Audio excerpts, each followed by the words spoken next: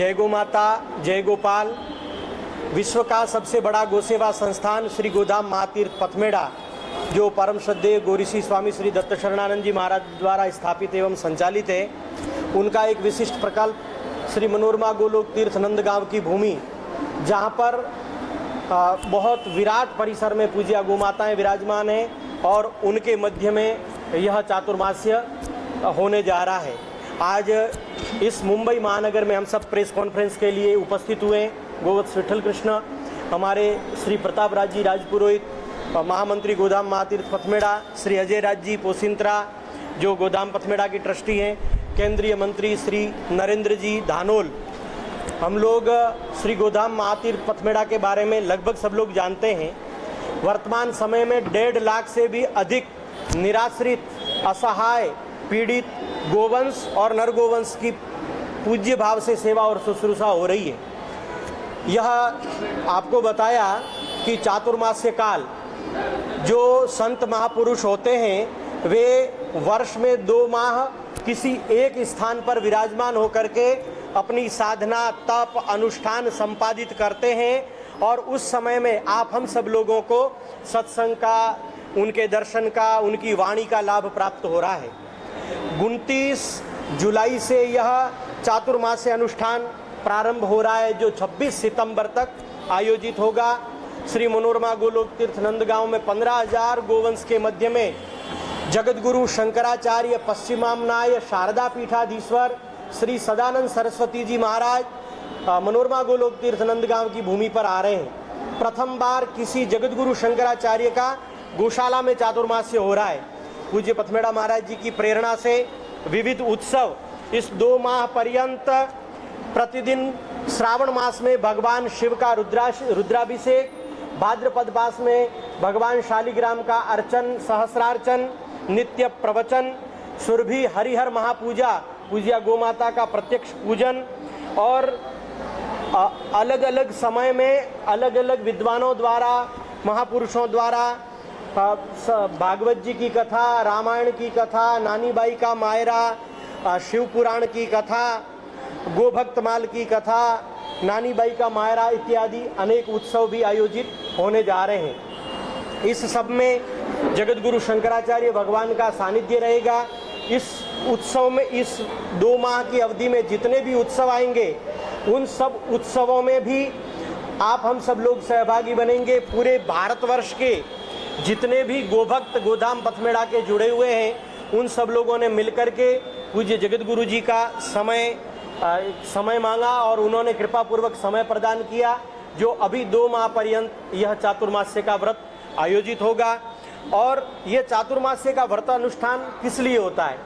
चातुर्मास्यम यतीनांच, जैसे हम लोगों का कोई काल आता है, किसी का व्यापार काल आता है, किसी का कोई काल आता है, अपन महीने में 2 बार उपवास करते हैं एकादशी आदि का, ठीक उसी तरीके से संत विचरण करते रहते हैं, 12 महीना घूमते रहते हैं, आज यहाँ कल वहाँ कल वहाँ। 2 माह में जो बारिश गिरती है, इसमें संपूर्ण नदियाँ, सर्वे नदियाँ रजस्वला, सारी नदियाँ रजस्वला हो जाती है, तो नदी में स्नान वर्जित होता है। चातुर्मास्य काल में हरी सब्जी का खाना निषेध होता है। तो ये साधु महात्मा किसी एक स्थान पर रह करके अपना व्रत अनुष्ठान करते हैं, जप तप आदि करते हैं और पूज्य संत हम आप सब लोगों को दिशा और सत्संग आदि प्रदान करते हैं। उस उत्तम भाव को लेकर के प्रथम बार जगतगुरु शंकराचार्य भगवान का चातुर्मास्य अनुष्ठान हो रहा है। संपूर्ण मुंबई महानगर की यह प्रेस वार्ता जिसमें आप सभी पधारे हैं, पूरे मुंबई में हम सब लोग एक निमंत्रण के रूप में आप सब लोगों से कहना चाह रहे हैं कि यह गोसेवा का कार्य है। चातुर्मास्य तो अनुष्ठान है ही है, परंतु वहाँ जाने पर जगतगुरु शंकराचार्य भगवान, पूज्य पथमेड़ा महाराज जी सहित अनेक महापुरुष और पूज्या गोमाताओं का दर्शन का एक विशिष्ट लाभ प्राप्त होगा। यह इस सुरभि हरिहर चातुर्मास आराधना महोत्सव का एक संक्षिप्त विवरण मैंने आप सब लोगों के सम्मुख रखा है।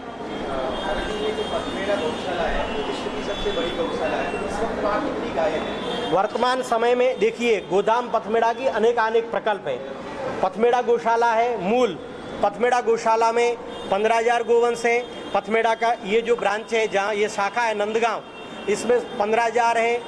नंदीशाला गोलासन है, वहाँ 16,000 नंदी हैं। ये दानोल में 4000 नंदी है। ऐसे अलग अलग 67 प्रकल्पों में लगभग 1.5 लाख से अधिक निराश्रित गोवंश की सेवा और शुश्रूषा की जा रही है।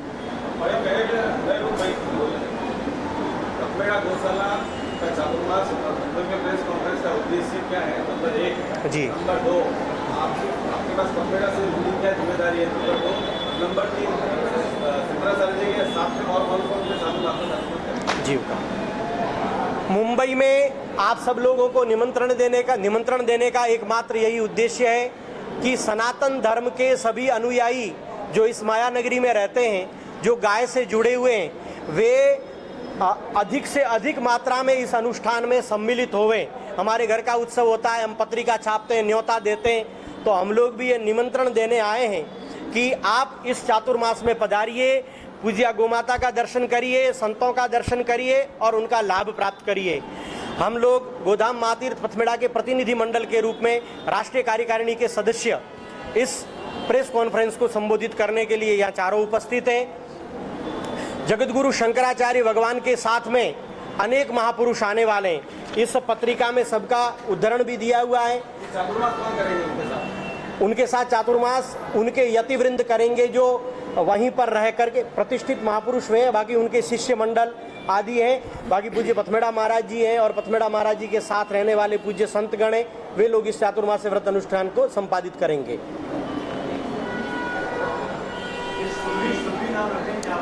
सुरभि गाय का नाम है। सुरभि गाय का नाम है। जब पृथ्वी का प्रारंभ काल था उस समय सुरभि का अर्थ होता है सुगंध। सुरभि का अर्थ होता है सुगंध। भगवान ने एक ऐसा पुष्प प्रकट किया जिससे सुगंध हुई और उसमें से जगत जननी यज्ञेश्वरी गोमाता का प्रागट्य हुआ।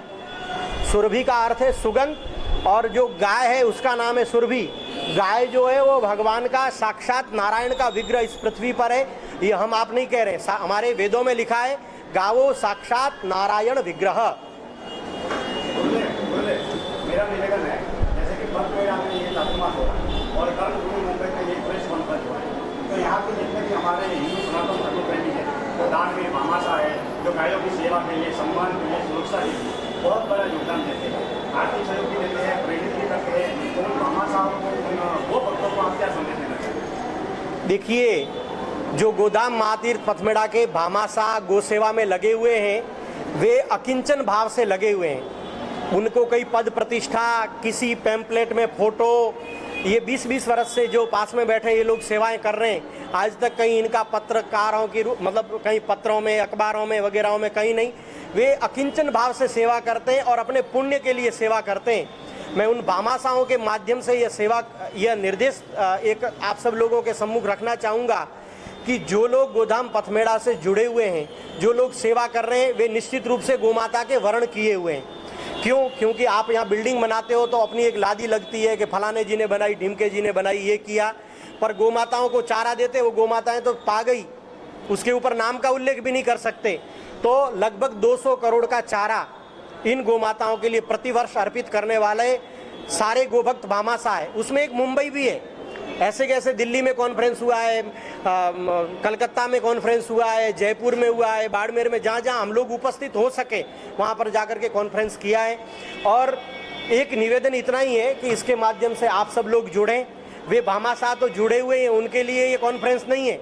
जो नए आवाम है, जो नई प्रजा है, वे गाय से जुड़े, प्रेरणा ले, उसके लिए कॉन्फ्रेंस किया गया है। पिछला चातुर्मास में देखते हुए आपको कितनी संख्या 2 महीने में लोगों के आने की संभावना? देखिए, इससे पिछली बार जब पूज्य सूरज कुंड वाले महाराज जी, चेतनानंद जी महाराज जी, उन लोगों ने जब चातुर्मास से किया था तो लगभग 8 से 10 हज़ार लोग प्रतिदिन पहुंचते थे, ऐसा था।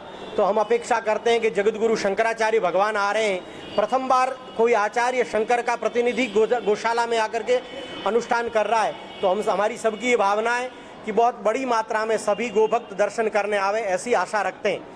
क्योंकि इन सब गोभक्तों ने वहाँ पर उसी तरीके से उनकी व्यवस्था भी की है, उनके आहार की, उनके आवास की, उनके औषधि की, रहने की, अनुष्ठान की, सत्संग की संपूर्ण व्यवस्थाएं भी की है।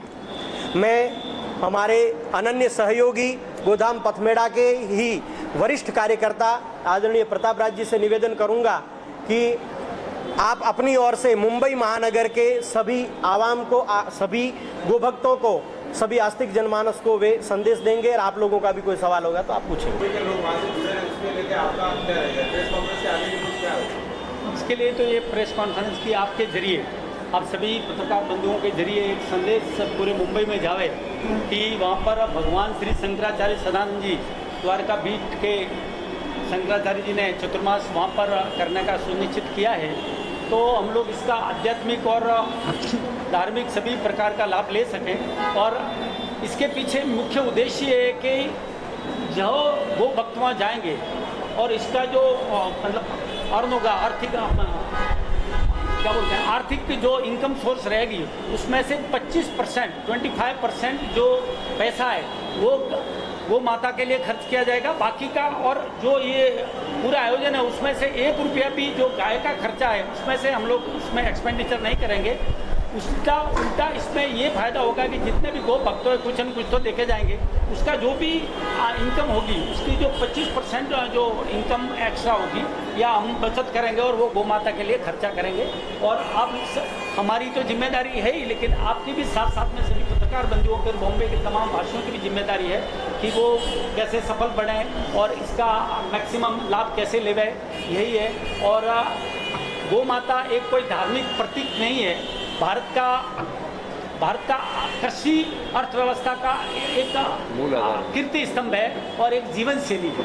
तो हम लोग को गाय की सेवा मतलब राष्ट्र की सेवा है। हम लोग जो बात करते हैं बहुत बार राष्ट्रभक्ति, अगर जो व्यक्ति गाय की सेवा करता है उसमें राष्ट्रभक्ति भी आ गई, क्योंकि गाय नहीं है, गाय की सेवा रहेगी तो धरती बचेगी तो पेड़ पौधे बचेंगे, उसके लिए ऑक्सीजन और हर प्रकार की खाद्य से लेकर के फल सब्जी से लेकर के ऑक्सीजन तक धरती से ही सब पैदा होते हैं और उससे हम जीवित रहते हैं और हम रहते हैं तो देश बचता है। तो गाय की सेवा में सभी सेवाएं आ गई, उसमें राष्ट्रभक्ति भी आ गई और तमाम आ गई। आगे कोई सवाल है तो आप पूछ सकते हैं। और आपसे सब पत्रकारों से मेरा यही अनुरोध है कि आप लोग सभी इसमें सहभागी बन करके कैसे सफल बनावे, यही फरमाइए। पथपेड़ा गोधाम विश्व में सबसे बड़ी गौशाला है जी, और आपके पथपेड़ा की तरफ से केंद्र सरकार से कभी मांग की है कि भाई गौ माता को राष्ट्रीय माता का दर्जा दिया जाए, क्या आप करेंगे? यस, ये बहुत बार मांग उठी है स्टेट गवर्नमेंट से भी और सेंट्रल गवर्नमेंट से भी, लेकिन कुछ सरकारी बाधाएं होगी उनकी, तो ये अभी तक अमल में नहीं आया है।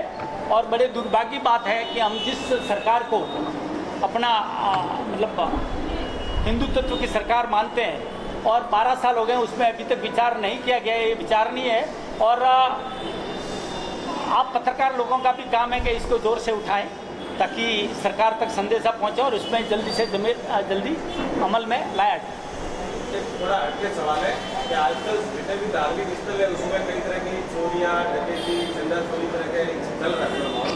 पथपेड़ा की गौशाला में आप महामंत्री है, मैं पद पे है, तो पथपेड़ा गौशाला की इमेज ऐसी बनी रहे उसको लेकर के आप जो घटना उससे कुछ प्रेरणा देंगे तो सिस्टम कुछ कर रहे हैं या नहीं आगे जाके? मैं 20 साल से उस संस्था में कार्यरत हूँ और सबसे पहले मेरा सवाल फोकस है ट्रांसपेरेंसी पर, पारदर्शिता पर। मैं हमेशा, विठल जी इसके गवाह हैं, मैं हमेशा इस चीज़ पे हमेशा फोकस करता हूँ कि एक एक चीज़ का मैं हिसाब चेक करता हूँ और मुझे कहीं लगे तो मैं उसका आवाज़ सबसे पहले उठाता हूँ। और अभी जो चारे की बात की तो सबसे पहले मैंने ही सवाल उठाया था कि आप टेंडर सिस्टम लगाइए, ये चारा खरीदना और दाना करीब 80 करोड़ रुपए तक का हम लोग परचेज करते हैं, तो ये कोई छोटी अमाउंट नहीं, बहुत बड़ी बिग अमाउंट है। तो मैंने कहा टेंडर प्रोसेस करिए ताकि उसमें ट्रांसपेरेंसी रहेगी और इजी भी रहेगा। तो हम पूरा प्रयास करते हैं और संस्थाएं में ज़रूरी नहीं कि हर संस्था में सब भगवान लोग ही और संत लोग भी है, कुछ लोग निजी स्वार्थ के लिए भी संस्थाओं से जुड़े रहते हैं, किंतु परंतु हो सकता है उसमें कोई गारंटी होती नहीं सब, लेकिन हम पूरी कोशिश करते हैं कि ट्रांसफ़र रहे और पारदर्शी रहे और सभी लोगों को इसके लिए संतुष्ट रहे। और गौ सेवा में जितने भी लोग जुड़े हैं वो निस्वार्थ भाव से जुड़े हैं और गाय की सेवा करने के लिए ही जुड़े हैं। कुछ लोगों की मजबूरियाँ हो सकती है। मैंने गुरुदेव दत्त शरणानंद महाराज को देखा है, सुना है, समझा है, जिनके वेबसाइट परिचित हुआ है। मैं आपको दावे के साथ कह सकता हूँ कि वे कलयुग के कृष्ण भगवान हैं, कलयुग में कृष्ण का अवतार है।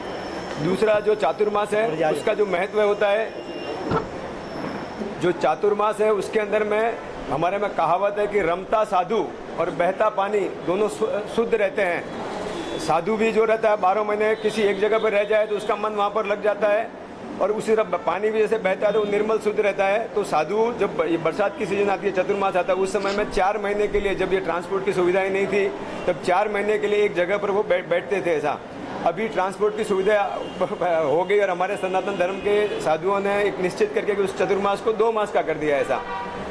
और आप सबकी जानकारी के लिए मैं ये जो नंदगांव जहाँ पर स्थित है, मैं उसी ज़िले से आता हूँ, सिरोही ज़िले से आता हूँ, और वहाँ पर ये तीनों का संगम है। आपको कृष्ण भगवान के दर्शन होंगे, अब अपने जगत गुरु शंकराचार्य उनको भी हम भगवान की देते हैं, उनके भी दर्शन होंगे, और गौ माता के दर्शन होंगे। और गौ माता जहाँ पर विराजती है वो ज़मीन अपने आप पवित्र हो जाती है। मैं मुंबई शहर के सभी प्रवासियों से आप सबसे विनती करना चाहूँगा कि 2 महीने के अंदर जब कभी भी आपको मौका मिले, मैं सच कहता हूँ, आप वहाँ पर स्वर्ग का अनुभव करोगे, आनंद की अनुभूति करोगे। आप अवश्य इस चतुर्मास में आइए, ऐसे मैं आप सबसे अपील करना चाहूँगा। सब लोगों से निवेदन है कि हर घर से आप अकेले भी वहाँ पहुँच गए ना, पूरे घर का कल्याण कर दोगे। जो भी भाई साहब ने बताया कि भगवान कृष्ण, भगवान द्वारकाधीश, सारे देवता वहाँ हैं। अगर नंदगांव में खाली घूम भी गए ना तो भी पूरा घर को तार दोगे। इसलिए समय निकाल के हम सोच भी रहे हैं, आपसे वापस बताएंगे भी, अगर व्यवस्था सही हो गई तो यहाँ से बस की व्यवस्था कर रहे हैं कि बस लेके वहाँ से जाएंगे। बसें से तो 100% होगी, यहाँ का भी हम रहेगा तो आपको बताएंगे। बाकी आप लोग इतने लोग सब पधारे हो यहाँ, सब लोगों के तरफ से ये मतलब प्रचार होना चाहिए कि वहाँ ये इतना बड़ा उत्सव हो रहा है। और शंकराचार्य भगवान खुद वहाँ से द्वारका से वहाँ जा रहे हैं। वो क्लियर कट मैसेज देना चाह रहे हैं कि भाई गाय माता की सेवा करो तो ही तरे जाओगे। बाकी सब सही है, लेकिन गाय ही सर्वोपरि है। देश को खुश करना है तो गाय को खुश करना है, और गाय को खुश करना है तो क्या करना है वो सब आप लोग भी जानते हो। इसलिए ज़्यादा से ज़्यादा लोग नंदगांव पहुँचे, इस कार्य को सफल करें। जय गौ माता, जय गौ माता।